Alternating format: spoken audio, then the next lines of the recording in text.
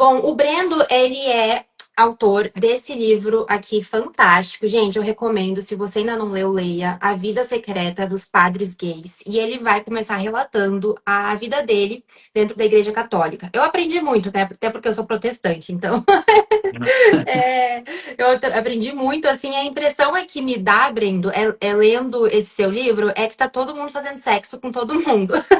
Uhum. E assim, essa não é a visão assim que a gente tem da maior parte dos padres, né? A gente sabe que a Igreja Católica tem muitos problemas. Eu falo muito sobre isso, sobre a questão da pedofilia, né? A gente vê isso também não só na Igreja Católica, mas na Igreja Evangélica.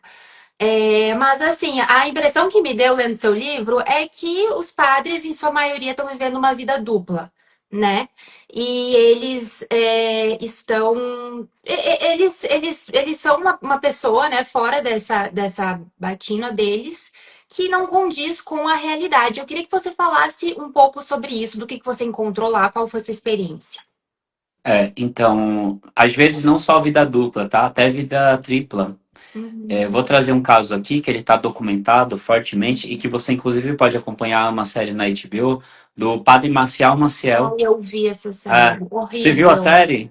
Né? Eu sou muito pesada. Você assistiu a série então, né? Assisti. Ali é um Uhum, caso de que excede a vida dupla, é uma vida uhum, quádrupla, nem sei como uhum. definir, porque ele era Sim. ao mesmo tempo padre, ele abusava de garotos, de seminaristas, e ele também abusava de mulheres, e tinha inclusive Gente. filhos com essas mulheres, as quais ele abusava Uhum, espiritualmente e sexualmente. Então aí eu nem sei como definir, porque excede uhum, uma vida tripla, né? De tão uhum, exagerado que é. Mas voltando à sua pergunta, sim, a maioria deles tem uma vida dupla. Por quê? Primeiro, a gente parte do pressuposto de que a natureza humana, ela também tem o campo da sexualidade como uma parte intrínseca. Aqui eu falo de sexualidade de uma maneira geral, não estou falando de orientação sexual. uhum, A sexualidade faz parte da vida humana. O ser humano, ele tem seus afetos, seus desejos, ele tem a parte sexual também, que é algo integrante da sua personalidade, da sua natureza. E uma doutrina que impõe o celibato aos seus líderes, por si só, ela já impõe que essas pessoas venham em algum momento da vida, ou de alguma maneira, em alguma proporção, ter uma vida dupla, ou tripla, ou quádrupla.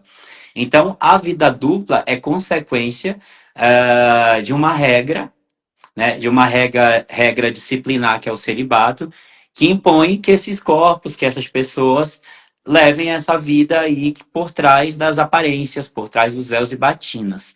Mas não era o que eu tinha como norte, como verdade lá na minha infância, quando eu estava no grupo de uhum, coroinhas e quando eu entro num seminário.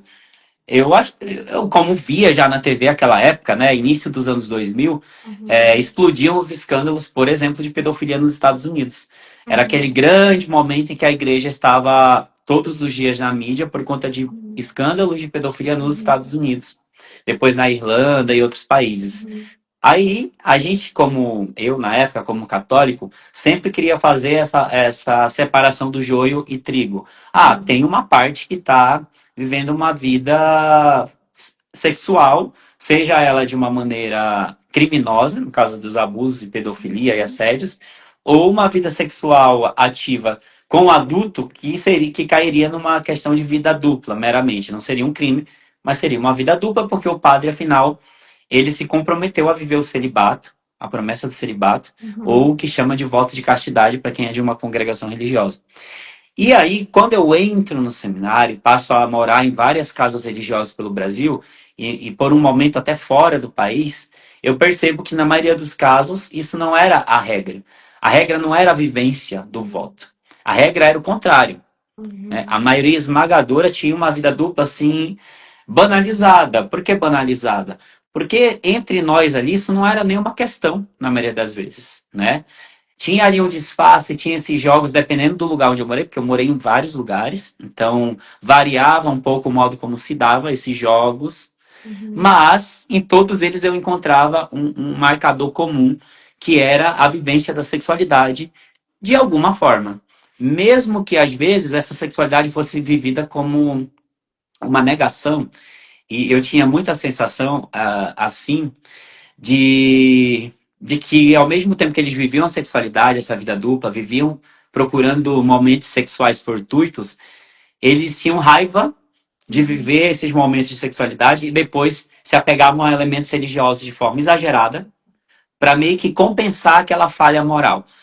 Então Uhum. era muito comum você ver o padre que era o mais devoto da paróquia, que adorava aqueles panos, aquelas rendas, aquelas cerimônias cheias de incenso, flores e sabe aqueles eventos apoteóticos, aquela Uhum. liturgia cheia de símbolos, ser o mesmo que tinha uma vida sexual ativa por trás. Uhum. Não sei se era algum mecanismo de compensar essa falha, ele exagerar no seu zelo ao sagrado, ou se era algum outro mecanismo aí psicológico. Mas era muito comum ver essas coisas. Aí pode surgir também uma outra pergunta. Ah, mas não tinha ninguém que vivia o voto? Não tinha nenhum padre que você tinha notícia de que não tinha vida dupla? Não tinha também. Sim, tinha. Mas era uma minoria. Só que não anula o tema central do meu livro. O tema Uhum. central do meu livro não é falar se os padres viviam ou não o celibato ou a Uhum. sexualidade. Isso a gente acaba falando porque não tem como não falar a partir da própria experiência e dos Uhum. dados e do tanto de notícia que tem no jornal também. Sim. Não sou só eu que falo, ainda bem. Mas do fato de a maioria deles ali serem gays. Aí a gente já vai para um aspecto da Uhum. sexualidade que é a orientação sexual, né? Do porquê tantos gays procuram um sacerdócio católico, porque muita gente, abrindo parênteses aqui, vai dizer, ah, mas tem, deve ter pastor gay também, deve ter um pastor presbiteriano, por exemplo, que seja gay, esteja enganando a sua comunidade, a sua esposa. Sim, Tem muitos. tem, eu que eu creio, inclusive já conheci Uhum. pastores gays também. Uhum. Só que na igreja tem um grande diferencial. Na igreja católica, você tem isso como de forma organizada e sistêmica. Uhum. Explico, por vários motivos. Um deles é o celibato. O Uhum. celibato, em certo momento, ele acaba sendo essa proteção que facilita com que gays escolham, por exemplo, seguir uma tradição católica e não outra. Uhum. Ele poderia muito bem seguir uma Eles tradição querem protestante. escolher essa tradição, desculpa te interromper, mas Uhum. eles querem isso porque eles acham que ser gay, né, é errado. Alguns acham, Uhum. e para você ter ideia, alguns que eu entrevistei pro livro nem acham que ser gay é errado mais. Uhum. Eles são gays, eles estão na igreja, eles nem acham que ser gay, por exemplo, é um erro, é um pecado, é um desvio moral, um desvio de conduta, mas eles estão na igreja católica por amor mesmo àquela tradição religiosa, por achar que Uhum. alguns elementos do catolicismo têm a ver com sua personalidade. Uhum. Então acaba Mas que o aí eles sacerdote acabam não saindo do armário. não sai, porque sair do Aham. armário Você não na, pode, né? na igreja católica é Uhum. quase como dizer estou sendo demitido do Uhum. sacerdócio, né? Sim. A gente até tem dados de padres que Uhum. saíram do armário publicamente, Uhum. mas que foram rechaçados ou foram convidados a se retirar. Tem um padre que acho que isso faz 5 anos, nos Estados Unidos, que ele saiu do armário na hora do sermão, na missa. Uhum. Ele foi fazer a pregação, né? E ele se assumiu. Ele falou: Ah, eu sou Uhum. gay, isso aqui não Uhum. é nem um armário, isso é uma gaiola. Depois ele deu Uhum. entrevista a vários jornais. E qual foi a posição do bispo dele, que é o superior, né? Uhum. Falar que foi desnecessário ele ter se assumido, Uhum. era melhor que ele ficasse no armário, Uhum. né? Justo pela Sim. moral que a igreja prega, seria contraditório o Uhum. padre se assumir gay, defendendo uma moral contrária àquilo que ele é, Uhum. entendeu? Certo. Mas, assim, voltando um pouco atrás, que a gente está falando dessa subcultura gay que existe na Igreja Católica, né? Até você falar, é gay minários, é isso, né? Sim, era Que uma palavra que um existe. seminarista usava, gay minário. Isso, porque tem muitos gays ali dentro. Então, o que que colabora para que a Igreja Católica tenha tantos gays? E também, o que que colabora para que a Igreja Católica seja a instituição, acho que hoje em dia, talvez só ali competindo com a Igreja Evangélica, a mais homofóbica de todas. Exatamente. Vamos lá, são muitas questões complexas e Uhum. interessantes para responder a sua pergunta. Primeiro é importante frisar que a questão da homossexualidade no clero católico, a gente tem notícia e tem escrito de mais de 1000 anos, não é algo recente. Ele é um fenômeno crescente e que permanece, que sobrevive ao tempo. Não é de forma alguma um fenômeno do século passado para cá, Uhum. nem dos anos 80 para cá. Não, é muito antigo. Tem um livro chamado O Livro de Gomorra, que é de um intitulado pela igreja como um santo, Pedro Damião, que há mais de 1000 anos ele documentou isso, escreveu um livro para denunciar a sodomia, e sodomia ele se referia a várias questões da sexualidade, mas Uhum. também à homossexualidade, no clero católico há mais de 1000 anos. né? Uhum. E aí, pesquisando e também entrevistando pessoas para o meu livro, eu descobri que os motivos são variados, né? Uhum. Longe daquele clichê que a gente muitas vezes cai e repete, que não deixa de ser uma verdade em partes, de que o seminário, a igreja, seria um grande armário. Então, Uhum. essa alegoria, né, essa figura de linguagem de que o seminário, a igreja seria um grande armário, logo as pessoas optariam em se esconder ali naquele armário para não ter que assumir a sexualidade. Isso faz sentido para algumas pessoas, mas não todas. Uhum. Porque eu entrevistei pessoas, por exemplo, que se descobriram gays depois que já estavam no seminário há muito tempo. Há muito tempo, que entraram no seminário no começo da adolescência e nem entendiam se eram hétero, bi ou gays, e que depois, já no seminário há muito tempo, descobriram que na verdade eram gays, E né? aí, no caso, então, o seminário que ajudou nessa descoberta. E pessoas que nem tinham tido relação sexual alguma.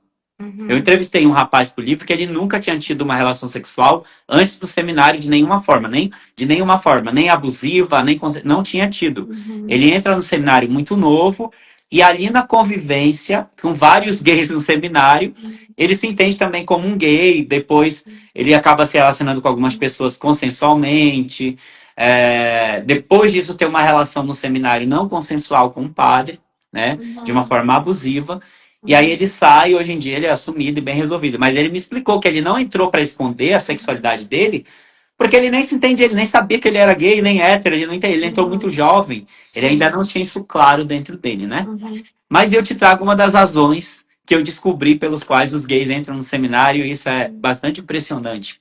É Uhum. o apelo estético. Uhum. Muitos deles acham que a estética católica tem a ver com o que eles entendem de vivência da própria homossexualidade. Toda a questão da arte, o modo como a igreja cultua os santos, por exemplo, a arquitetura católica, a música sacra católica, aquele canto gregoriano, aquelas flores, rendas, tapetes, incensos, acabou sendo um chamativo para muitos gays entrarem no seminário católico. O que eles me falaram em entrevista, e eu li em pesquisas e livros, que estão indicados aí na bibliografia do livro, você pode conferir, inclusive, né? Essas referências bibliográficas, é que a liturgia católica, ela tem fortes elementos que atraem homens gays ao sacerdócio. Então, aquele apreço litúrgico, aquela beleza estética, acaba atraindo muitos gays para o sacerdócio. Uma outra coisa, uma outra resposta que eu poderia te dar, que ela pode ser inconsciente, às vezes ela não é intencional de um gay, é que ele vai estar num ambiente cercado por outros homens a vida toda. Ele vai passar 10 anos no seminário morando num ambiente onde só tem homens. E eles sabem, eles não são bobos, porque antes de entrar no seminário a gente faz o preparatório, que é o vocacional, e lá a gente já vê que a maioria são gays. Eles já sabem que eles vão estar num ambiente por muitos anos cercado de outros homens que são iguais a eles, ou seja, gays. O Uhum. gay, ele tem uma socialização que é diferente de um homem hétero. O assunto do gay, o modo como o gay enxerga o mundo muitas das vezes, a nossa conversa, o nosso jeito de se comportar é diferente da socialização hétero. Uhum. Logo, você saber que vai passar anos-luz da sua vida dentro de um ambiente com pessoas que são iguais a você na socialização, isso pode ser um fator que influencie na sua escolha por aquele estilo de vida. E é um estilo de vida que vai te isentar de se assumir, Uhum. que pode estar atrelado a outras realidades. Aí eu te trago um dado, por exemplo, do Brasil. Foi feita uma pesquisa por um padre há 2 anos, e essa pesquisa rendeu um livro que está na bibliografia do meu, chamado Operários da Fé. Esse padre, que é sociólogo, ele descobriu que a maioria dos padres do Brasil vem de famílias pobres, Uhum. e muitos deles de famílias da zona rural. Né? O clero brasileiro ele é majoritariamente de famílias das classes mais baixas, e até de zona rural. Atrelado à sexualidade, a gente às vezes tem que analisar o fenômeno atrelado a um outro fator, né? Aqui tem um fator social. O cara é gay e o cara é de família pobre. Ele pode ter a chance de, no seminário, de na igreja, esconder ou sublimar a sexualidade dele e também resolver um outro problema da vida dele, que é a questão econômica social. Uhum. Então ele está matando dois coelhos com uma cajadada só. Ele está resolvendo a questão social por quê? No seminário ele vai ter, depois de um tempo, ele vai fazer faculdade de filosofia e teologia. Ele vai ter, na maioria dos casos, isso não são em todos os seminários, mas na maioria, ele vai ter suas contas pagas. Uhum. pela comunidade ali, certo? Ele vai fazer a faculdade, depois ele vai se formar, e ele vai ter o que eles falam no seminário para fazer piada, uma estola no pescoço, que é aquela faixa que Uhum. o padre usa. Que aquilo é símbolo de poder, de status, de liderança religiosa. Isso resolve o problema da condição social de onde ele veio, mas Uhum. também resolve a sexualidade que ele carrega. E oriundo de uma família pobre, sem instrução, muito provavelmente a família também não sabe lidar com a sua sexualidade. Uhum. Então ele acaba resolvendo aí mais de um problema. Uma outra resposta que eu posso te dar de por que gays escolhem o sacerdócio católico tem a ver com aquele nosso senso comum de que vão para fugir. Teve Uhum. pessoas que eu entrevistei que me falaram claramente isso. Eu entrei porque eu não queria me assumir, e a Uhum. minha avó falou que queria o padre na família. E ela falou que eu era o padre. Agora, sabe por que ele era o padre da família? Porque desde pequeno ele era afeminado. Uhum. Então, para a família não ter que enfrentar esse problema, manda para o seminário, Sim. Uhum. que agora ele vai ser padre e ele vai ser respeitado, mesmo sendo gay, a gente vai resolver esse problema. Uhum. Porque foi ser padre, né? Uhum. Então, tem inúmeras razões pelas quais alguém opta Uhum. em ir para um seminário sendo gay. Às vezes, até inconsciente, mas às vezes é consciente. Uhum. Se eu te contar Sim. uma coisa, olha um dado muito curioso. Depois que eu fiz a página do livro, que já tem 2 anos, que o livro foi lançado aí tem que, uns 8 meses, teve umas 3 pessoas que vieram me perguntar como que faz para entrar no seminário. Um garoto, inclusive, que eu ficava um tempo, anos atrás, um garoto que eu ficava, que eu quase Uhum. namorei. Depois que ele viu sobre ele, ele falou: Nossa, já achei meu caminho, eu vou entrar no seminário. Aí ele Uhum. começou a entrar em contato. Eu achei que era até brincadeira no começo, Uhum. mas era sério. Ele colocou na cabeça que, diante de tudo que eu tô falando, o lugar dele é o seminário. Porque Uhum. lá ele vai ter boy à vontade, vai ter Uhum. estudos, ele não é assumido, não vai ter que se Uhum. assumir, e ele já era católico, assim, mas não tão frequente. É, em troca de viver uma mentira, né? Mas na lógica dele é mais vantajoso estar Sim. ali cercado de gays, tendo estudo e não tendo que ser assumido, do que viver Mas no a gente mundo que ele sabe que não considera é, cruel né? demais. A gente sabe que não é nada para a pessoa, isso adoece. É, você não cresce na vida, né? Quando você não se assume quem você é e você vive de uma forma livre, tem algo em você que vai sempre acabar ficando adoecido, né? Eu nem Uhum. imagino o que é, né? Enfim, mas eu queria te perguntar sobre essa questão da homofobia, né? Porque muitos desses gays, eles acabam sendo extremamente homofóbicos. E eu queria que você me falasse um pouco sobre isso. Eu não só vi, mas convivi, assim, Uhum. sabe, com exemplos, assim, muito claros. Por quê? O discurso religioso cristão, e aqui falando da Igreja Católica, ele é um discurso que carrega a homofobia junto ali. Não tem como eu dizer é, que o que a pessoa é uma escolha, é um comportamento, é um pecado, seja lá o que for, se isso não for, na prática, homofobia. Porque não é uma escolha. Eu posso te garantir que eu, em sã consciência, se eu pudesse ter escolhido lá na infância, eu diria, não, não, quero, não vou ser gay. Eu escolho aqui, aperto no botãozinho de hétero, ou porque eu não quero passar por um monte de coisas durante a vida, sabe? Um monte de situações complicadas, de preconceito, de rejeição, de um monte de coisa ruim mesmo.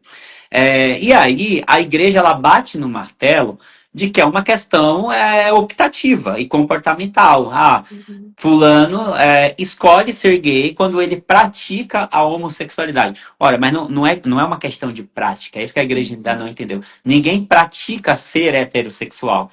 As pessoas podem até fingir, por exemplo, um gay ele pode se casar com uma mulher também e fingir ter um comportamento, entre aspas, heterossexual. Mas essencialmente, dentro dele, ele não ser heterossexual. Ele pode estar performando uma coisa para agradar alguém, a sociedade, seja lá quem for. Isso não faz dele heterossexual. Isso faz dele um gay que está se anulando para ter um comportamento hétero, né? Para agradar alguém, a sociedade ou a família, não sei. Agora, o que é esse tal do comportamento que a igreja tanto fala? Ah, não pode ter a tendência, mas não pode praticar a homossexualidade. Na cabeça dos religiosos, praticar a homossexualidade seria você ter relações sexuais, afetivas, ter um namoro com outro homem, por exemplo, seria praticar a homossexualidade. Mas o problema é que a sexualidade de alguém, aqui falando de orientação sexual, ela não é só transar. O que te faz você uma mulher hétero, que eu creio que você seja hétero, não é você transar com um homem. Você pode, por exemplo, ser celibatária e você vai continuar sendo uma mulher heterossexual, entendeu? Isso Uhum. não faz de você não hétero o fato de você não estar transando com alguém nesse momento. Ou o Mas é fato de porque a você. igreja, ela, desculpa interromper, ela tem, mas na igreja evangélica também, né? Ela tem essa obsessão com o sexo. E eu imagino que porque muitos desses homens, eles têm algum problema com isso. E a gente vê isso nas notícias, né? Questão de homem tarado, muito pastor tarado, Sim, muito padre, né? A gente vê isso. Então, eles têm esse problema que eles acordam pensando nisso e eles colocam essa culpa em para os todos outros. nós que somos pessoas normais, né? E a gente não pensa nisso 24/7.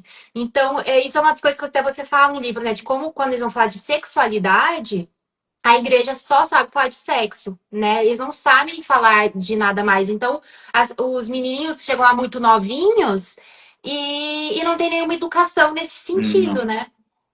Exatamente. E como não tem essa educação, aí que entra essa visão da igreja, que é uma visão homofóbica, Uhum. e que se eu estou dentro da igreja como seminarista, como padre, e eu estou defendendo aquela ideologia daquela religião que eu sou, que no caso aqui é a católica, eu vou ter que rezar a cartilha.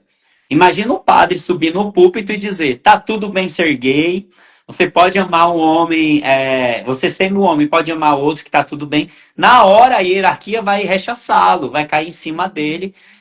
Então, desde que a gente está ali na formação, a gente tem uma educação no seminário que é muito machista.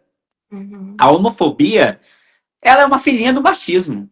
Não faria Uhum. sentido ter homofobia se não tivesse o machismo antes, a misoginia, entendeu? Uhum.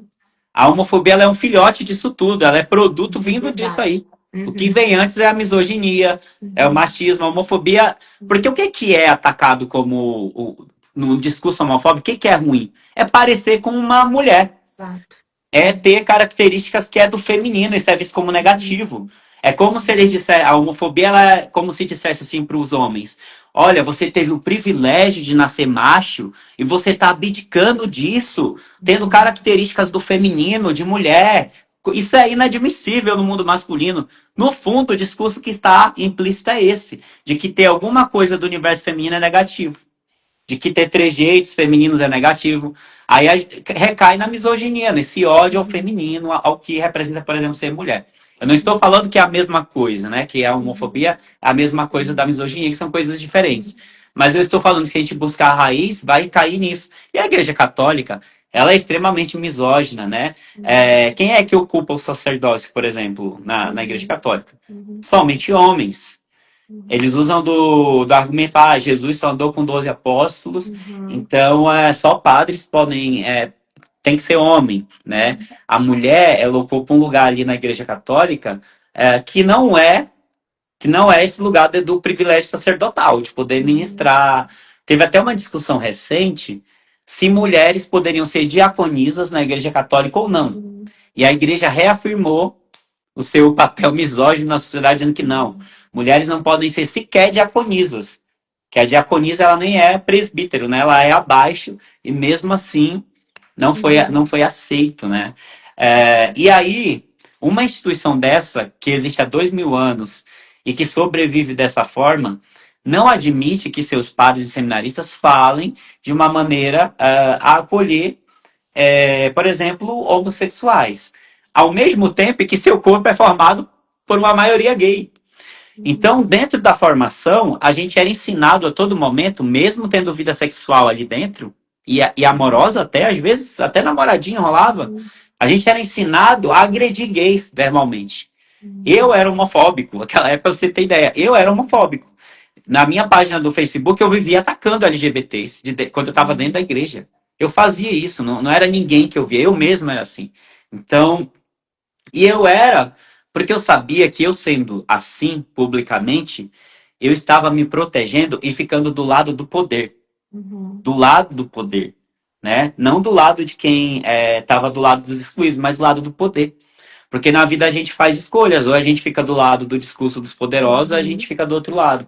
E Uhum. ali, naquela condição que eu tinha enquanto membro da igreja, como seminarista, eu tinha a fácil opção de estar do lado do poder. E aí era muito comum eu ver o mesmo seminarista que horas antes tinha ficado comigo, vendo um gay na rua e falando, ó, esse viado, não sei o quê. E era o mesmo que tinha acabado de ter relação comigo. Te conto um episódio mais chocante. No meu primeiro ano de seminário, a gente era 12, nós éramos 12 seminaristas. Tinha um deles que era o que as pessoas chamam de gay escandaloso, gay que dá muita pinta, que Uhum. grita, que faz piada fora de Uhum. hora, que dava close mesmo, era mais afeminado e tal. No terceiro mês da nossa vida ali, mais ou menos no terceiro mês, não Uhum. tenho tanto essa precisão de tempo, um dia no final da missa, o nosso chefe, que era o padre, chama o garoto no altar, na frente Uhum. assim da mesa onde faz a Eucaristia, chamou o menino na frente, do nada, e falou assim, ó, fulano de tal, eu estou te convidando a se retirar do seminário, porque o seu comportamento não condiz com as nossas normas de conduta aqui dentro do seminário. Uhum. O que, na verdade, depois o menino foi embora e o padre falou pra gente, o motivo real era porque ele era muito afeminado, ele não Uhum. estava adequado ao que aquele padre ali entendia como aceitável para deixar um gay no seminário. Então, ele foi expulso por essa homofobia desse Uhum. padre, mesmo que ali os outros seminaristas quase todos fossem gays. E eu tava lá e fiquei, eu nunca fui Uhum. expulso, entendeu? Para você ter ideia. Uhum. Só que eu tava no mínimo aceitável Uhum. da masculinidade para eles me engolirem por mais tempo. E aí o Sim. garoto foi mandado embora. Hoje em dia ele é padre, só Uhum. que ele não é padre católico, ele virou padre de uma igreja alternativa católica. E ele não é assumido, inclusive, ainda, mas ele é padre lá nessa igreja. Uhum. E essas coisas eram comuns. No meu quarto ano de seminário, a gente tinha até aula de etiqueta, que era para que alguns seminaristas mais afeminados se tornassem mais masculinos. Uhum. Nossa, eu já vi isso em igreja evangélica acontecer também. Nossa. Uhum. E isso, assim, é um tipo de homofobia, às vezes velada, né? Com É. Agora eu vou certeza. te trazer uma homofobia que você vai entender sobre o que eu falo dentro da Igreja Católica. Sabe o Marcel que você viu a série? Uhum. Quando ele atuava no México, nos Estados Unidos e no Vaticano, Uhum. ali que a série mostra um pouquinho disso, só que a Uhum. série foca mais na questão dele ser um predador, né, sexual. Sim. Porque ali tinha corrupção financeira, tinha outras Uhum. coisas envolvidas. Ele atuava na Santa Sé, aquele mesmo padre, contra o casamento gay. A congregação dele atacava os gays assumidos. Então, ao Aham. mesmo tempo que ele vivia naquela putaria Uhum. e cometendo crimes, inclusive, Uhum. ele trabalhava contra o casamento gay. Mas mesmo diante de fatos, né, e você citando no seu livro sobre uma matéria que teve no Kansas City Star, da Judy L. Thomas, que ela cita que ela fez um tipo exposed, né, falando sobre a questão da problemática do AIDS, né, na Igreja Católica, e ela vai dar uma estatística que mais do dobro dos homens que tinham AIDS eram padres, né, que era o dobro de um homem comum naquela região. É É, surreal. e ela fez toda aquela matéria e a igreja caiu em cima, negando, E né? não foi só lá, até aqui em São Paulo, naquela época, no começo dos anos 90, tinha um padre que trabalhava de capelão. Capelão é o que trabalha em quartel, em hospital, em prisões, né? Esse capelão trabalhava no Hospital das Clínicas. Esse padre, documentou 24 padres com AIDS em término já, quase mortos, que depois Nossa. acabaram morrendo. Naquele ano que ele trabalhou como capelão, ele tinha 24 padres lá no Só num Hospital das ano. Clínicas. Hã? Só em um ano. Exato, num pouco período de tempo. Então é uma questão assim que traz a gente a pensar Com como certeza. que essa igreja tem todo esse discurso Uhum. muito forte no campo da sexualidade. Se a Uhum. vivência dos seus clérigos, que é quem está à frente ali da própria igreja, não condiz com o que eles pregam. Isso é gravíssimo. Para você ter ideia, recentemente um padre que eu mantenho em contato falou: Uhum. ai, você soube que o padre fulano faleceu? É um padre que morava com a gente na época que eu ainda estava no seminário. Eu Uhum. falei, nossa, faleceu, mas tão novo, ele não tem nem 40 anos. Aí ele falou, então, Uhum. foi de pneumonia. Eu falei, ah, tá, certo. Ele falou, então, mas na verdade não foi Uhum. pneumonia. É que ele estava com HIV, ele não se cuidou, e aí ele acabou Nossa. contraindo AIDS e morreu. Um padre jovem, agora 2025, Uhum. morrendo. Uhum. Morrendo por medo, por tabu, porque Uhum. ninguém morre de HIV se a pessoa faz o tratamento hoje em dia, entendeu? Uhum. A pessoa tem Exato. quase uma estimativa de idade comum. E Uhum. ele não fez o tratamento por conta da pressão da religião, né? E Uhum. acabou falecendo ano passado. Um padre que Uhum. tinha anos. Uhum.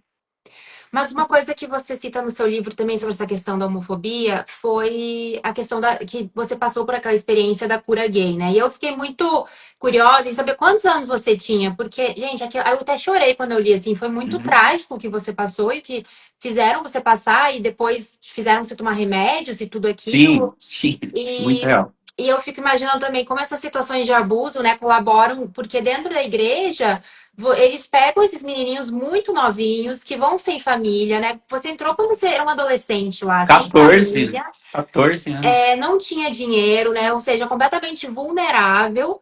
E para você, isso, gente, é você é presa fácil para ser abusado, né? Então, é Sim. algo assim que você é levado para longe dos seus pais.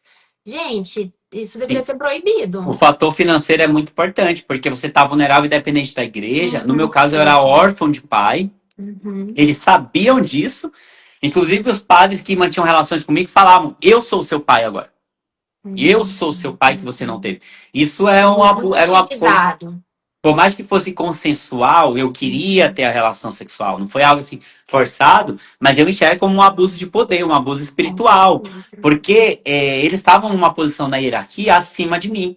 Eu era Uhum, só o seminarista, eles eram padres. Eles tinham uhum, prestígio social, eles tinham dinheiro, tinham poder. Inclusive, mandavam em mim, né? E sim, por mais que eu quisesse, fosse consentido, tinha essa questão hierárquica. Eu estava uhum, morando ali totalmente dependente e não tinha muita opção, né? Você tem que fazer o que tem para hoje, assim. uhum, Mas sobre isso da cura gay, eu tinha 19 anos, uhum, tá? Eu era maior de idade já, tinha uhum, 19 anos, foi no seminário no interior de São Paulo, uhum, e tudo surgiu para chegar nessa situação uhum, caótica aí do remédio sem prescrição uhum, médica, que isso é uhum, muito real. uhum, Eu tava até esperando até hoje o processo deles, que nunca veio, uhum, porque eu falei publicamente sobre isso, que é algo gravíssimo, né, que eles uhum, praticaram lá naquele seminário. Mas tudo veio e desencadeou no estopim foi isso, uhum, porque eu ousei contar para freira, que ela era uma freira que era superiora, uhum, que eu contei, falei o nome dos padres que eu me relacionava ali dentro, uhum, sexualmente, dentro do seminário. E ela falou: isso é um momento de fraqueza, você tem que uhum, orar por, sabe? Sempre essa história. Você tem que uhum, rezar por eles, porque isso é uma tentação do diabo, é sempre delegando a um outro uhum, ser. E aí, por que que ela me colocou para esse tratamento de cura gay? Porque ela queria colocar que, na verdade, o problema de tudo era a minha sexualidade. uhum, Não era os padres estar sendo abusivos, estar usando seu poder sacerdotal. O problema era eu. O problema era a minha sexualidade. uhum. A minha sexualidade que estava se tornando É como se ela fosse um motivo Uma de. pedra de tropeço, né? Para os padres. Uhum, Para os padres. sim, O problema era que a sexualidade estava desviando os padres dali, né? Eu estava sendo como. Eu nem sei se era exatamente isso, se é isso que eu quero dizer, mas é como se eu fosse. Tava deixando eles cair em tentação, porque eu era o gay ali, então os padres já vivem privados de sexo. Se você uhum, tem gays ali perto, com faixa acesso, os gays iam querer ficar com eles. Era isso que ela estava querendo me dizer. Porque em nenhum momento eu vi ela chamar. Até hoje eles continuam, alguns, né? Alguns já saíram, mas a uhum, maioria deles continuam lá. uhum. Eu digo alguns já saíram porque um deles foi enviado em missão. Depois disso tudo, sabe qual foi a punição dele? Ele foi enviado para a ilha do Marajó, no Pará. Chegou no Marajó, ele abusou de crianças. E ele foi processado por esses crimes, ele está sendo procurado até hoje pela justiça. Um Gente, desses padres dessa época que fez isso tudo. Para você ver como desenvolveu uma questão muito mais grave. Porque ali eu era um garoto de 19 anos, já era uhum, adulto, né? Um adulto jovem, mas era uhum, adulto. E assim, depois ele foi se envolver de forma abusiva com crianças no Marajó. uhum, E assim, para você ver que nada foi feito à época quando eu denunciei, falei, a culpa recai sobre mim. Então, como eu uhum, estava ali numa situação vulnerável, eu aceitei o que essa freira uhum, e uma outra freira, supostamente psicóloga, me falaram que era, você vai passar por um acompanhamento, Uhum. São algumas sessões semanais. E aí começaram as sessões. Então, essa ideia, uma sessão, tinha um casal hétero na minha frente. E simplesmente elas mandaram, devem ter dado alguma orientação. O casal começou a falar como era bom ser hétero, como não sei o quê. Ter filhos. E aquilo não fazia sentido para mim, porque eu Uhum. tentava explicar para eles que a minha sexualidade, a minha homossexualidade não foi uma questão que eu descobri na adolescência ou no Uhum. seminário. Eu sempre, desde muito pequeno, eu olhava os garotinhos e achava bonito. Foi uma questão assim, aí eles tentavam colocar na minha mente, isso é porque provavelmente você foi adotado e o seu pai você nunca conheceu, então você está Uhum. buscando o seu pai nesses caras. Eu falei, Uhum. eles diziam que era isso, que era uma tal de linha da psicologia que eles seguiam, que sei lá qual é essa. Uhum. Só que essas sessões foram me deixando cada vez mais ansioso. Uhum. Ansioso e perturbado mentalmente. Eu não conseguia tomar café da manhã, para você ter ideia. Almoçar. Eu queria viver só no quarto, isolado. E Uhum. aí foi o que ela fez uma ligação para um psiquiatra, segundo o que ela falou. E aí era o remédio que elas já tinham lá. Ela começou a me dar esse remédio. Eu ficava totalmente dopado. Eu não tinha reação a nada mais. Eu não tinha sentimentos.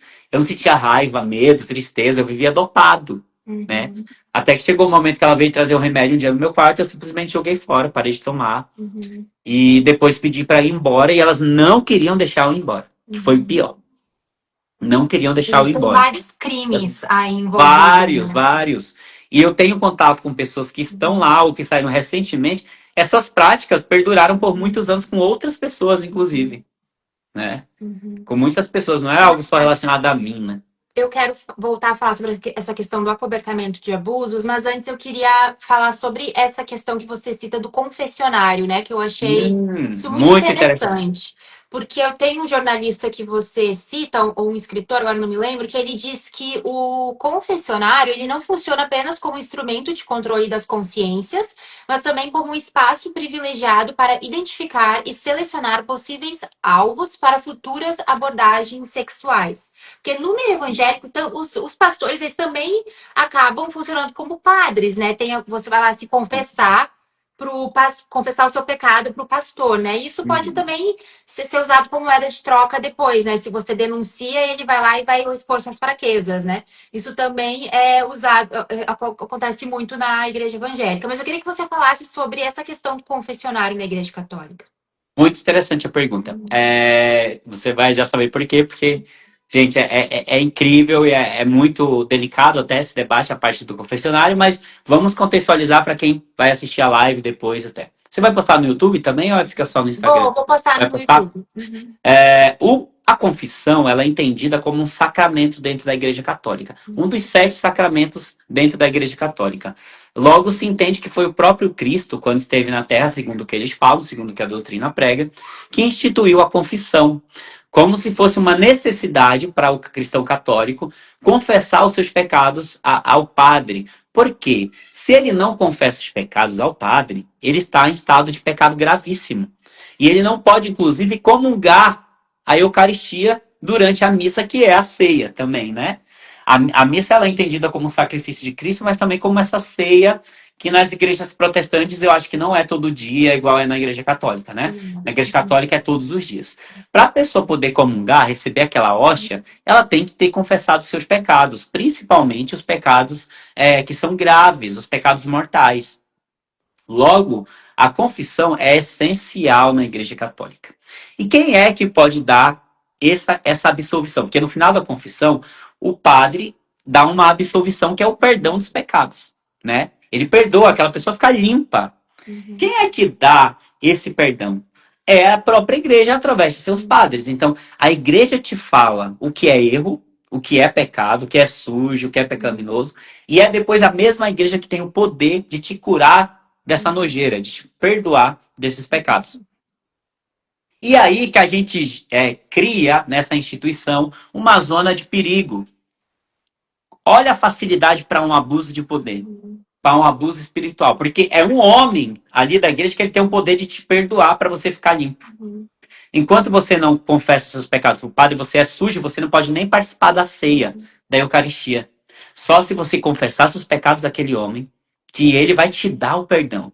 Ele tem o poder. Poder, olha só, ele tem o poder, o que facilita um abuso de poder. Inclusive que se você for falar algum pecado, entre aspas, da moral sexual, Uhum, aquele homem vai não só saber dos seus segredos, da sua sexualidade, mas ele vai poder te perdoar. É com ele que está a chave do perdão. É ele que vai te dar a leveza de espírito. Porque imagina, você vai ficar carregando um pecado mortal, sexual, como por exemplo a masturbação, é entendida como um pecado mortal na igreja. uhum, E aí você vai dar aquele homem, que é também um pecador, que às vezes se masturba até mais que você vai dar a ele o poder de saber da tua vida, uhum, o poder de te perdoar e, de certa forma, exercer um abuso espiritual sobre você. uhum. Então eu creio que essa ideia desse tal de sacramento por si só é um lugar que proporciona abuso de poder e abuso espiritual. Porque você está ali vulnerável, acreditando estar sujo no pecado, e é só aquele homem que pode te dar a liberdade. E É, às enquanto vezes, que se você se sente sujo em algo, né, você deveria ser essa pessoa que tem relações saudáveis, né, para você poder se abrir com um amigo próximo e aquilo ser suficiente, né, e não você ter que passar por tudo isso porque a sua experiência no confessionário foi horrível, né? Você foi vítima de um assédio sexual quando você estava se confessando. eu, por exemplo, mas eu vou te falar da minha primeira confissão quando eu tinha 10 anos de idade. Uhum, Porque a primeira vez que a gente se confessa é quando a gente vai fazer o que a igreja chama de primeira comunhão. Primeira Eucaristia. É com 10 anos você recebe a primeira vez a hóstia, uhum, que é o corpo de Cristo na doutrina católica. Aí eles acreditam que ali é Deus que está naquele pão. Verdadeiramente é corpo, sangue, alma e divindade. uhum, E aí, para você fazer a primeira Eucaristia, a primeira comunhão, você tem que se confessar antes. uhum, E eu fui me confessar. É, quando eu falei pro padre, com 10 anos, que eu tinha me masturbado, ele era um padre italiano, bem idoso, ele gritou. Ele me traumatizou já na primeira confissão, que ele gritou comigo assim no confessionário. Cria juiz! E eu já saí dali apavorado, traumatizado, assustado. Então, desde a minha primeira confissão, já uhum, tive uma experiência abusiva ali, de um sim, abuso de poder. uhum, Porque uma criança de 10 anos, se ela vai e te conta aquilo, não é para você ter uma reação dessas. Mesmo uhum. você tendo um padre, você deveria ser mais preparado para não ter esse tipo de reação explosiva. E ele É teve porque uma você reação não é pai explosiva. dessa criança, né? Oi? Você não é pai dessa criança. E eu não deixei de me masturbar com 11 anos, 12, depois que ele falou isso. Então, na verdade, só me causou um medo, assim, um Uhum, susto. Ah, mas enfim, eu fiz a primeira Eucaristia, e isso no seminário foi no mesmo seminário da Cura Gay que uhum, aconteceu da confissão. uhum, Eu falei pro padre também sobre masturbação, uhum, e ele começou a pedir minúcias, detalhes. uhum, No que eu falei para ele já se levanta e estava de pênis ereto. Quando eu estou pesquisando para escrever o meu livro, que eu achei isso um relato importante a colocar no livro, porque isso foi traumatizante também para mim, abusivo na igreja, uhum, eu encontrei em vários livros relatos parecidos uhum, de pessoas que na confissão tinham sido abusadas. Inclusive, eu assisti uma pesquisa, se eu não me engano, de doutorado da UFF, que é a Universidade Federal Fluminense, de uma pesquisadora, que até troquei muito contato com ela depois, que é a Verônica, já participamos de live juntos, que ela descobriu que lá na época da Idade Moderna, na uhum, época da colonização e tal, documentos que eles encontraram em Portugal de padres abusando de mulheres na hora da confissão. Que uhum, usava a confissão, aquele momento a sós, porque a confissão é a sós, uhum, é num quarto reservado, ou no confessionário. O padre usava daquilo para passar as mãos em mulheres, para abusar também de mulheres, né? E aí eu descobri nos outros livros, inclusive esse que você falou do jornalista, uhum, que o confessionário ele acaba sendo essa facilitação para o abuso. Por quê? Primeiro que a ideia de pecado, uhum, eu também li outro livro que fala sobre isso, uhum. que é Sexo no Confessionário, o nome do livro, tá? Podem pesquisar depois, gente. A maioria dos pecados que as pessoas falam no confessionário estão relacionados, sabe a quê? A Ao moral sexo. sexual. Uhum, A qualquer coisa que envolva sexo e sexualidade. É uhum, a maioria do que as pessoas entendem como um pecado. E uhum, é a maioria da matéria que ela leva ao confessionário é essa. É uhum, falar de coisas do campo da sexualidade. uhum, Logo, se tiver do outro lado um pervertido sexual ou alguém que não está resolvido com a sexualidade de alguma forma, ele pode usar isso como um momento propício.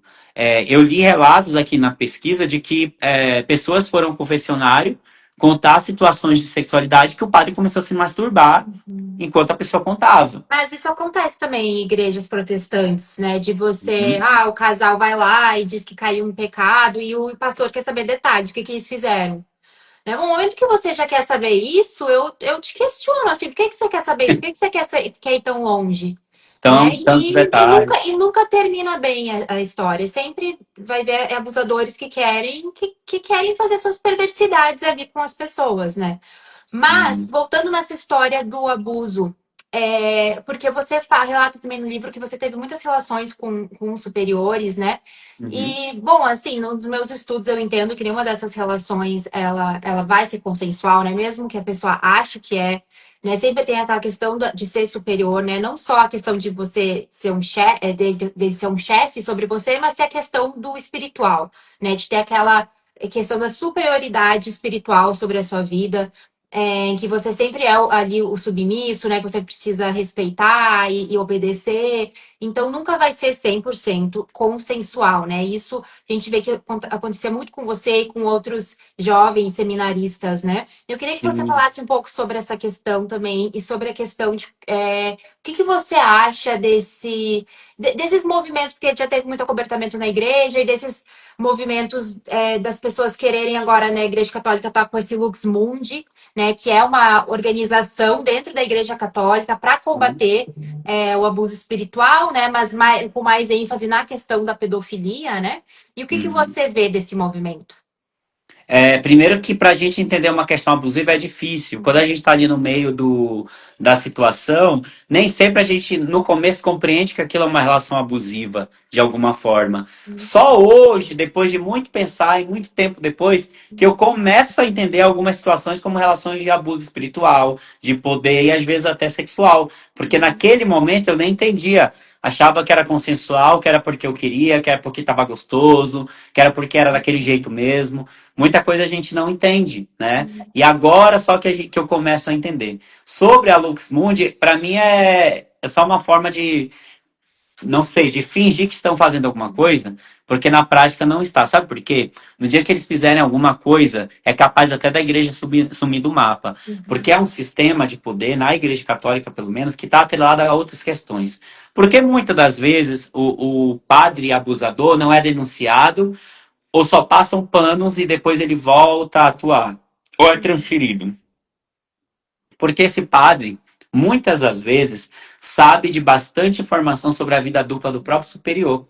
Então, se entregarem ele, ele entrega o outro. É uma cadeia que está interligada. Então, eu mesmo procurei a comissão de tutela que surgiu a partir disso aí. E foi péssimo o atendimento deles. Eles queriam simplesmente que eu colocasse o nome das pessoas por e-mail, falasse por e-mail. Quando eu pedi, falei para a Folha de São Paulo numa entrevista como tinha sido feito o tratamento, eles negaram, falaram que eu que não quis atendimento, sendo que eu tinha os e-mails provando, joguei tudo na página e mostrei qual tinha sido a verdadeira troca com eles. Essa comissão de tutela surgiu a partir dessa carta aí. Então, entre o que tem idealizado numa folha de papel e o que está acontecendo de fato, há um abismo enorme. Recentemente, uma diocese dos Estados Unidos, com centenas de vítimas de abuso sexual, falou que vai pagar a indenização às vítimas em dezembro do ano passado. Mas sabe qual é a grande preocupação da diocese? É o custo financeiro. Em nenhum momento a diocese emitiu uma nota preocupada com as vítimas, preocupado em como vai ajudá-las psicologicamente ou até espiritualmente. A preocupação era o déficit nos cofres da diocese. Como a diocese vai se manter com esse gasto enorme de indenização a essas vítimas? Se eu não me engano, 600, só numa diocese. 600 que ganharam a causa e que ousaram denunciar. Porque nem todo mundo denuncia. A maioria das pessoas não denunciam. É difícil denunciar uma situação de abuso, porque o sistema inteiro está engendrado, organizado para te deslegitimar. São poucas as pessoas que vão ficar do teu lado, que vão segurar na tua mão, acreditar em você, te apoiar. A maioria não vai. A gente foi educado a silenciar e naturalizar o abuso, principalmente vindo de lideranças religiosas. Então, e por mais que se entenda como um abuso, no final vão te dizer: olha, é melhor ficar assim para não escandalizar a igreja de Jesus. Fique em silêncio, porque senão você vai causar escândalo aos pequeninos. Então fiquem em silêncio, não escandalize a igreja de Jesus. Isso foi o que eu ouvi tantas vezes. Não fale sobre isso. Não porque o que você está falando é mentira, mas porque o que você está falando vai escandalizar, vai causar tumulto. Então é melhor você ficar calado, porque isso mancha a igreja de Cristo. Eles não estão preocupados em manchar a vida, a história de tantas pessoas com tantos traumas e abusos, mas em manchar a instituição. Parece que vale acontecer qualquer coisa, mas o silêncio tem que ser a palavra da vez, porque não pode manchar e decepcionar as pessoas. Quando, na verdade, a fala, verbalizar, às vezes só o fato de você falar, já é um pouco libertador, em Com certa proporção. certeza. O Uhum, fato de falar publicamente tudo que eu tenho falado, de ter escrito livro, de participar dessas uhum, entrevistas, em certa medida, para mim, é uma reparação à minha própria uhum, história, porque uhum, se eu tivesse ficado guardado isso ad uhum, eterno para sempre, eu me sentiria omisso, uhum, covarde, sendo injusto comigo mesmo. E falar disso abertamente, sem nenhum medo, porque é a verdade. Inclusive, eu nem falei tudo que eu queria falar no livro, porque existe uma coisa chamada edição.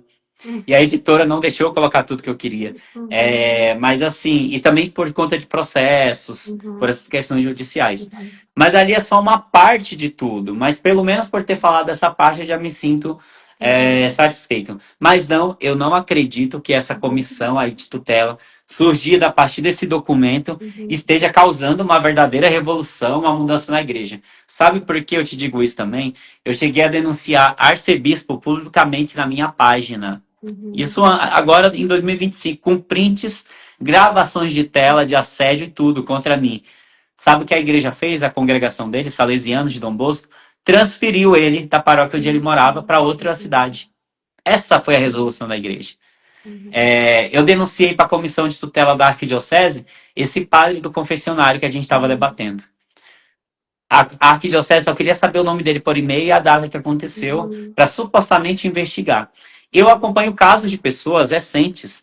Um garoto, por exemplo, que foi abusado sexualmente no seminário pelo formador, pelo superior, e que um famoso cardeal queria dar dinheiro para ele desistir do caso.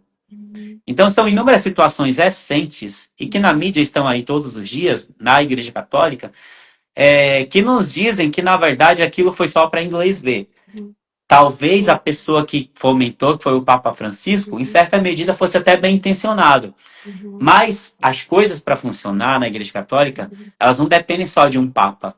É toda uma rede de milhares de pessoas que Mas precisam também trabalhar. eu tava num grupo de católicos e daí foi quando eu descobri desse Lux Mundi, né? Porque tinha até pessoas ali dessa também dessa organização, dessa comissão de tutela. E aí eles estavam falando o que era e eu perguntei, né? Eu disse, mas como assim? Então é uma comissão dentro da Igreja Católica que investiga a própria Igreja Católica? Eles falaram que sim. Eu disse, não, isso para mim não é investigação, né? Porque a gente que está no judiciário, né, que está na questão da sociedade normal, ser uma sociedade, da vida Sim, normal de uma sociedade, a gente sabe que a gente precisa de investigadores que são imparciais, né? sim, Então, no meio independente, com né? crime, você não leva para a igreja, precisa levar para a delegacia, né? Quem precisa investigar um crime é a polícia, né? Não é a igreja. Então, então para mim, esse Lux Mundi realmente, assim, é pizza para mim, não tem como a própria igreja se investigar, né? E é uma questão de aparência, né? Para dizer que. Porque o escândalo, né? Principalmente da pedofilia, é tanto na Igreja Católica que eles precisam demonstrar que eles estão fazendo algo, né? Sendo Sim. que assim, não sei, como você que tá mais dentro da Igreja Católica, no que você vê essa questão da pedofilia? Tem diminuído? Eles têm combatido em algum âmbito? Primeiro, sobre o que você falou dessa comissão, pasme, numa cidade do Brasil, no norte do Brasil, tinha um arcebispo que era o responsável pela implementação do documento, Uhum, logo pela comissão de tutela. Um tempo depois, ele mesmo foi acusado de abuso sexual por 4 pessoas. O responsável da comissão, uhum, que era quem uhum, ia investigar uhum, os casos daquele estado, daquela uhum, arquidiocese, ele uhum, mesmo é denunciado por abuso. Então, como que você vai levar a sério uma uhum, comissão que, em alguns lugares, são os próprios abusadores que estão tomando de conta? Não tem como levar, dar credibilidade a uma coisa dessas. uhum, Sobre a questão da pedofilia. A pedofilia, ela é, pelos pesquisadores que eu li até agora, vista como uma prática de uma minoria de 8% do clero católico, né? uhum. é o que eles estimam que 8% do clero cometa esse tipo de crime. O que não era para nenhum cometer, né? Porque ainda mais quem diz que age em nome de um Deus, de uma moral sexual, não era admissível que nenhum cometesse. Mas tem, não é que tem, eu acho que Mas é não um tem número baixo, né? Porque eu acredito que muitas dessas crianças que foram abusadas, elas nunca denunciaram. não denunciam, claro, é subnotificado. Exato. Então, eles levam em consideração só os que são registrados. Além de ser subnotificado, eu já acompanho casos de pessoas que foram abusadas quando eram crianças e que perderam a causa na justiça. E que não é mentira, elas foram abusadas e que mesmo assim perderam o processo. Então, nem sempre elas vão ganhar, nem sempre a sociedade vai dizer que foi legítimo, né? Às vezes elas vão ser descredibilizadas. Mas, por exemplo, o que se tem hoje é uma visibilidade maior por conta do advento aí das redes sociais, né? Então, não creio que tenha aumentado. Eu creio que tem um pouco mais de visibilidade, ainda bem. Porque um dia ou outro a gente está vendo algum padre aí, semana retrasada, teve um condenado por 60, abusar de 60 meninas de 3 a 11 anos. Você acompanhou esse caso? Não vi esse caso. Padre Bernardino, de Belo Horizonte, Minas Gerais. Preso agora, condenado, e ele abusou de mais de 60 meninas, idade entre 3 a 11 anos. Eu até coloquei na página aí do livro algumas coisas, depois você pode até conferir sobre esse caso. E sabe o que é mais assustador no caso dele? Que ele abusou por 5 décadas. E a igreja nunca fez nada, mesmo com as denúncias, ele continuou padre até 2024. Então é uma coisa assim assustadora, porque, como eu te falei anteriormente, é um sistema de que um protege o outro. Quando a gente entra no seminário, a gente tem que ter uma consciência de que somos irmãos. O nosso superior fala pra gente assim, ó, a partir de hoje esquece a tua família. Teus irmãos são esses aqui. Essa E já é consciência uma de coisa de seita, né? exato, isso está impingindo na gente, colocando na gente, na verdade, o que a gente chama de corporativismo. Para a gente sempre se proteger, Exato. por mais que o irmão faça qualquer bestagem, a gente vai estar defendendo. E Família assim é uma funciona. máfia, né? Uma máfia. Exato. Mas, Brendo, hoje em dia você já não é mais católico, né? Você é Não. ateu, você largou a igreja. E eu queria saber se você tá feliz como é que sua vida ela acabou, assim, depois de tanto sofrimento dentro da igreja? Olha, eu estou bem mais satisfeito do que antes. Eu não me arrependo de ter saído do seminário, de ter voluntariamente e de forma totalmente da minha opção mesmo. Eles nunca me mandaram embora. Até a vontade dos haters é que eu tivesse sido expulso, mas eu não fui expulso da igreja. Chegou um dia mesmo que eu não aguentava mais aquele jogo, aquele grande baile de máscaras, como eu falo, e eu pedi para sair daquilo tudo.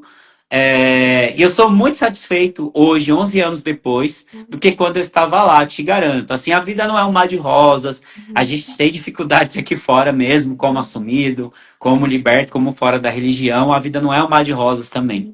Não é que sair da igreja resolveu todos os meus problemas, mas sair daquele antro perverso, daquele sistema de hipocrisias, com certeza melhorou o meu bem-estar, sabe, comigo mesmo, principalmente por conta da questão da sexualidade. Porque ali eu tinha que me encaixar no padrão mentiroso para sobreviver. Hoje em dia eu não preciso mais disso. Hoje em dia eu falo de maneira tranquila e vivo a minha sexualidade dentro das minhas imperfeições de uma maneira mais saudável do que ali naquele jogo, enganando pessoas, tentando enganar a mim mesmo, né? Porque a gente acha que está se enganando, mas a gente só está se adoecendo, na verdade, né? Quando a gente não está bem resolvido, a gente pode até fingir, tentar fingir para a gente mesmo que a gente está se enganando e está sobrevivendo. Mas é totalmente adoecedor. Eu tenho amigos padres que estão lá até hoje e eles falam comigo dessas dificuldades que eles vivem, das crises que eles enfrentam até hoje, por não se assumirem, por viverem de uma forma mentirosa, tentando se enganar, fingindo que estão se enganando dentro da instituição. Então, comparado ao que eu era e onde eu estava, eu jamais voltaria para aquela realidade. E não tenho arrependimento nenhum de ter saído, de ter largado. A vida continua difícil, com suas problemáticas aqui fora. Mas, com certeza, ela é vivida de uma maneira mais integrada comigo mesmo. E isso por si só, eu já ganhei muito, vivendo de uma maneira mas eu mesmo, sem Uhum. querer viver a vida que os outros quis pra mim, Uhum. ou de que a religião quis pra mim, mas vivendo a vida que a minha natureza, o que eu sou, Uhum. quis que eu fosse. Então, Que nunca bom vai dar ouvir isso. certo, Uhum. nunca vai dar certo se eu querer sempre me encaixar. Uhum. Eu poderia, uma hora dessa, já ter feito tanta atrocidade, não sei por aí, Uhum. porque provavelmente, como um padre, eu já teria pulado a cerca, Uhum. já estaria indo escondido, tendo Uhum. relacionamentos como meus amigos estão tendo lá dentro, eles me Uhum. contam. Eles têm os namoradinhos deles, eles têm os Uhum. garotos de programa que eles saem. Uhum. E assim, talvez isso não estaria me fazendo bem internamente, né? Uhum. Então, hoje em dia, apesar do mundo aqui fora eu ter Uhum. que ralar para pagar as contas, eu não vou ter a igreja lá para pagar, não vou Uhum. ter carro e casa pagos e viagens de luxo, Uhum. mas eu vou ter pelo menos a consciência de que eu estou optando pela minha verdade, por ser Muito eu. bom. Isso é muito mais satisfatório. Uhum. É muito mesmo. Muito obrigada, Brendo, por ter vindo. Gente, eu Obrigado, quero você. recomendar o livro dele. Se você não comprou, compra. É um livro fantástico. O Brendo ele faz um trabalho fenomenal em expor os abusos, em expor a homofobia e essa vida hipócrita que muitos padres vivem e não deveriam, né, essa mentira. Então, eu queria te agradecer, Breno, por todo o seu trabalho. Sou muito sua fã. E, e também queria dizer para você, se você está vivendo alguma situação de abuso, de homofobia, saiba que homofobia é crime desde 2019 aqui no Brasil e você pode denunciar, você pode procurar a polícia, pode procurar um advogado, e você não precisa viver nessa prisão. E é isso, obrigada. Brendo, você quer falar alguma coisa? Só agradecer a oportunidade, agradecer também o seu trabalho, porque, como eu sempre falo com alguns amigos que estão nessa frente, nós somos muito poucos Somos. na luta contra abuso espiritual, abuso sexual, é uma coisa assim que ainda é um Uhum. terreno que quase ninguém quer estar ali trabalhando. É Uhum. impressionante como é subestimado esse debate e Uhum. como são poucas as pessoas que ousam enfrentar todo esse sistema de abuso espiritual, de abuso Uhum. sexual, de abuso de poder. Uhum. Às vezes, abuso financeiro, né? São vários abusos ali que estão até Uhum. atrelados em certa medida. E agradecer e elogiar o seu trabalho também. Pedir que mais pessoas venham para essa luta, porque Aí. são poucas pessoas que estão dando essa cara a tapa Uhum. nessa E é luta. difícil, né? Mas obrigada, obrigada a todo mundo. Tenha uma boa semana. Tchau, tchau. Obrigado, tchau.